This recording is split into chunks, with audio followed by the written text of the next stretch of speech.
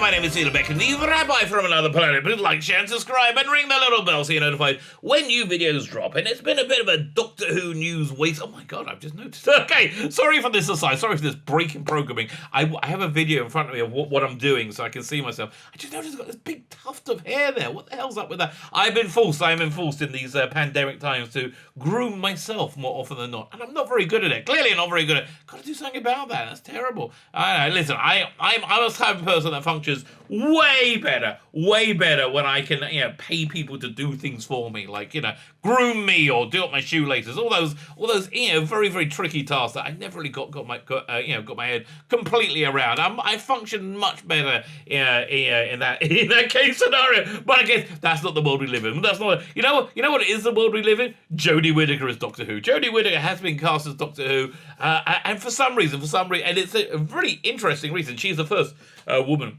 to play Doctor Who, which they are very, very excited about.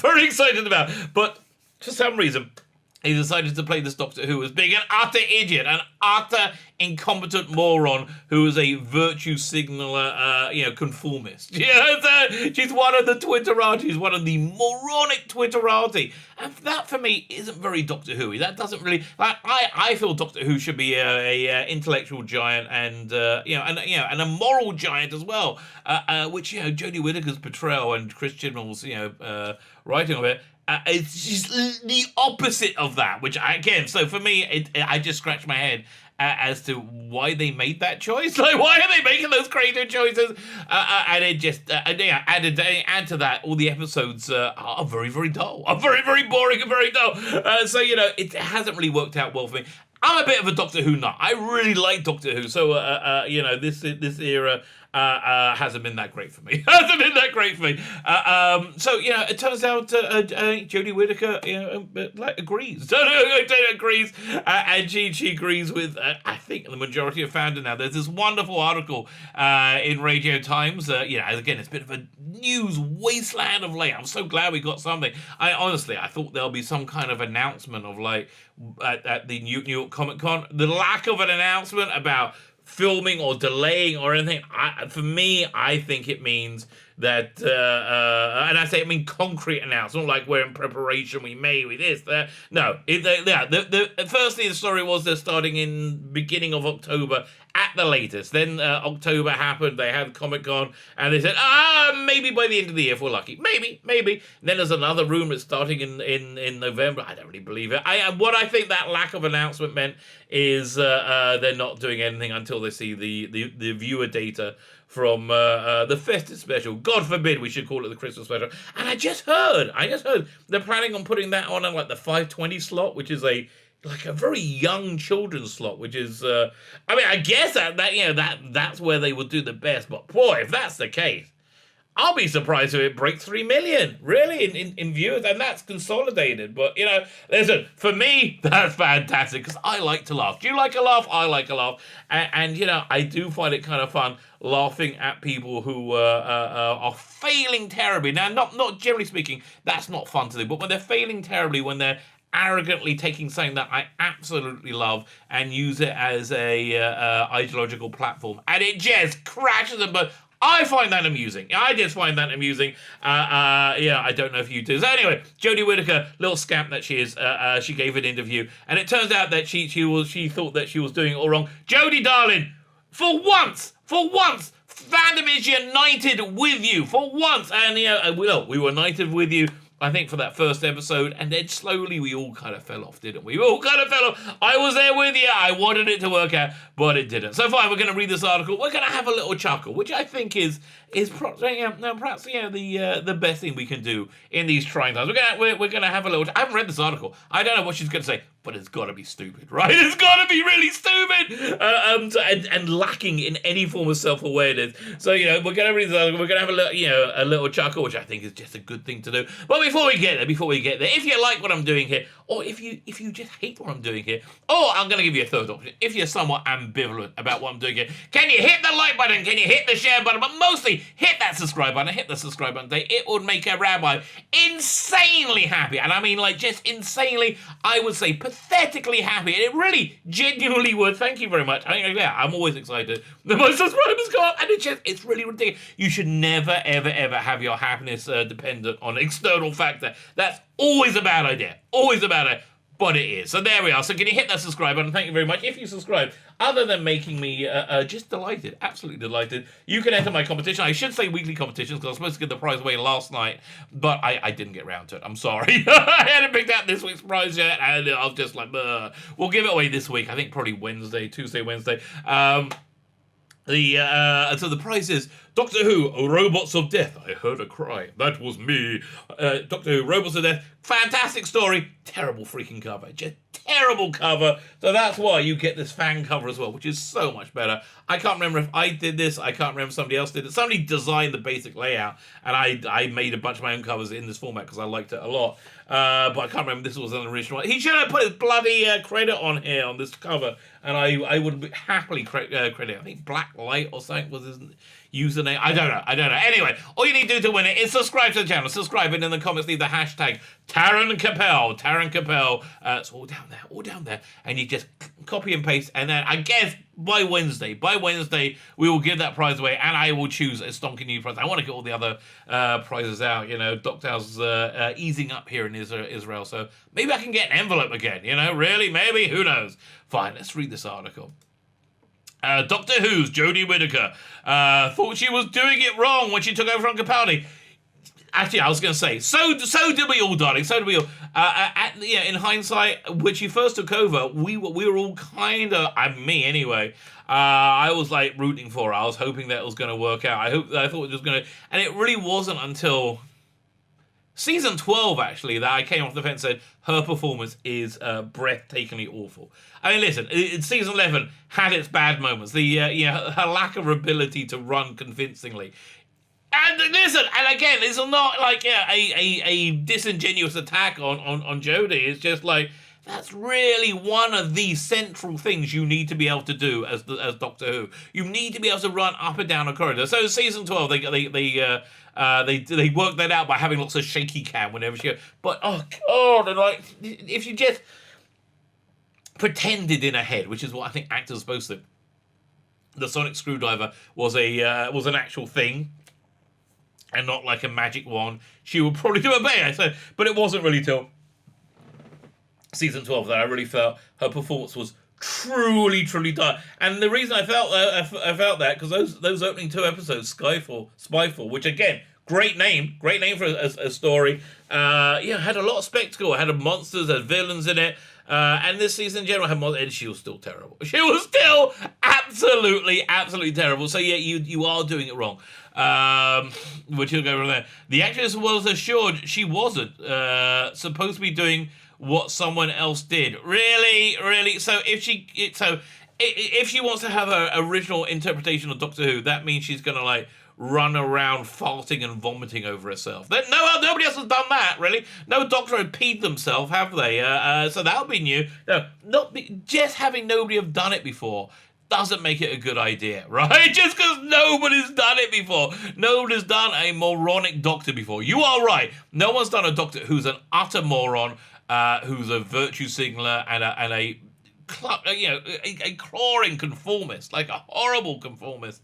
No one's done that before because that's kind of the antithesis of the role. But I don't know who reassured of this, but hopefully we're going to find out. This is not by Hugh Fullerton, who is a wonderful spout of Shieldom. This is by Naomi Gordon. Never heard of her before. Naomi, my mind's open. My mind is open to see what you will tell me. Jodie Whittaker has recalled watching Doctor Who, watching Peter Capaldi's Doctor Who regenerating into on BBC One and panicking. She was doing it all wrong. The regeneration scene was perhaps the only success. That was the only point where I didn't know it was going to be awful. Again, it was Arachnids in the UK. I kind of felt, oh god, this is not good. But it was like after Tsanga conundrum, and they just went worse and worse and worse. And then that's when I started to clue in. By the end of the season, I was like, this is the worst thing ever. And then season 12 came and said, hold my beer. She was panicking. She was doing it all wrong. The Broadchurch star took over from Capaldi as the 13th Doctor in 2017. Strangely enough, that coincides with its crashing drop in popularity. I wonder if it's connected. I wonder if it could be connected. Yeah, I think it probably is. 2017 made history in the process as the first woman to portray the Time Lord. Yeah, again, they keep saying, well, we don't want to make it about that, but they do seem to talk about that kind of relentlessly, don't they? Yes, they do. Listen, look, my son, my youngest son is just turned 18. Lovely boy. I'm so proud of him. He's such a wonderful boy. He does make a lot of jokes about weed nowadays. He makes a lot of jokes about weed a lot of the time.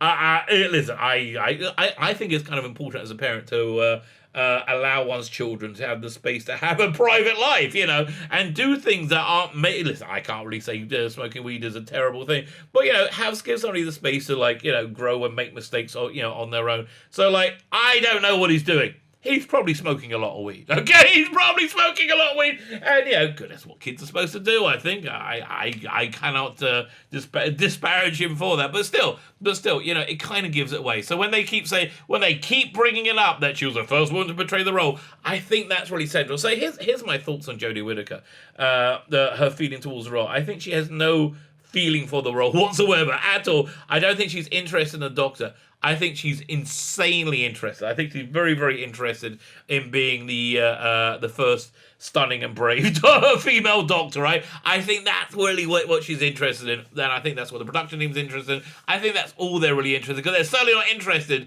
in telling, a good or coherent story. They're interested in getting plaudits. They say, oh, that worked before, and then they try it and it fails horribly. Although, I want to try and be positive where I can. Love the Cyberman design. Cyberman design did well. So I wasted on this era.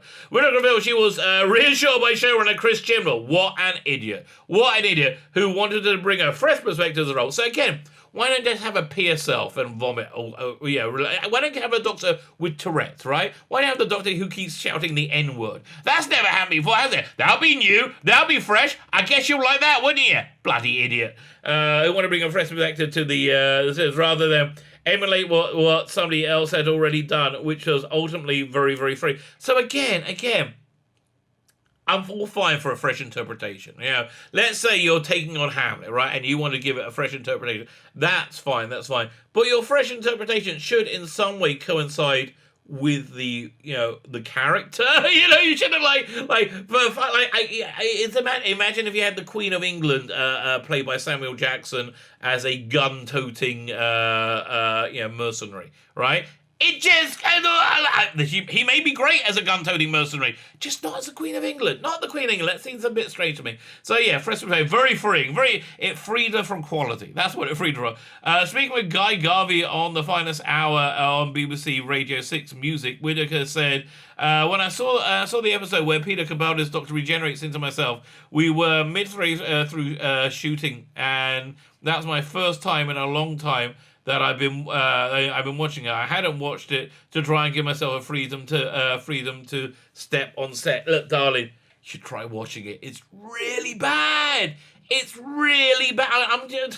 I have my prejudices, obviously, we all have, but it's really bad. It's just really unbelievably, breathtakingly bad. I don't know what are you thinking? What are you thinking? It's really, really bad. I think you just give it a look over. Like when you write a sentence, when you write an email, you should just glance over it before you send it, right? When you write a tweet, you should have a glance over before you send it. Maybe you should just double check. So it's good. I'm glad you had a bit of freedom on set. Okay, that was great. Now could you have some competency as well? That would also be good. She continued. I was like, OMG, I've done it wrong. Again, that bit was you kind of okay in that scene. Yeah, who knew when you blew up the TARDIS and was sucked out of it that that was the defining characteristic of your Doctor? Utter bumbling incompetence. Who knew? Who knew that was going to be planned? It just seemed like a charming cliffhanger to introduce a new Doctor. I went, OMG, I've done it wrong. And they were only like 6 weeks in, and I had 7 months left. Gee, really? Didn't they keep telling us it's a grueling 10-month shoot? That sounds like it's 8? Doesn't it? 8.5? So is it 10 months including vacation time? Including, like, what was it, 3.5 months vacation? Okay, well, that makes sense. Because, yeah, we all need a massive paycheck for a 3.5 months vacation. And we already said to him, I came to work, I was like, you should have told me I've been doing it wrong. Yeah, you're right. Finally, Jodie, we agree. They should have told you were doing it wrong. I think you've been very, very misserved by Christian. But again, you just don't seem very clever to me, right? You don't. You just don't. You seem a bit like a stroppy mummy Karen, it's like you don't seem very, very bright. You don't seem like you understand it at all. And so I don't think I think you would have done what you're told.